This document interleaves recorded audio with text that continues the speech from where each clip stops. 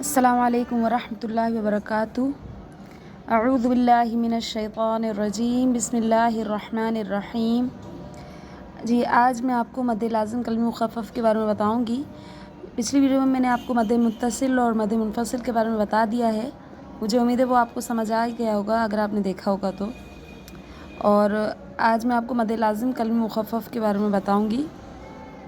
مد لازم کلمی مخفف کہاں ہوتا ہے، یہ مطلب کس طرح ہم اسے پہچانیں گے؟ تو دیکھیں یہ حرف مدہ ہے، مد اور اس کے فوراً بعد لام کے اوپر ساکن ہے، یعنی کہ لام کے اوپر ساکن ہے تو یہاں مد لازم کلمی مخفف ہوگا۔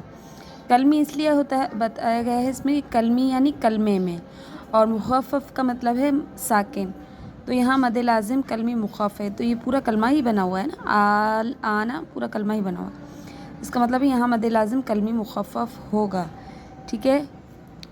اور یہاں دیکھیں لکھا بھی ہوا ہے، یعنی حرف مدہ کے بعد اگر ساکن والا حرف آ جائے تو وہاں مد لازم کلمی مخفف ہوگا۔ لیکن مد لازم کلمی مخفف کی قرآن پاک میں صرف ایک ہی جگہ ہی مثال ہے، پورے قرآن میں ایک ہی جگہ مثال ہے، اور وہ کس صورت میں ہے میں آپ کو بتا دوں۔ سورہ یونس میں ہے، سورہ یونس میں ہے آل آنا، اور آیت نمبر 51 میں ہے، 51 میں ہے آل آنا، یہاں مد لازم کلمی مخفف ہوگا، ٹھیک ہے۔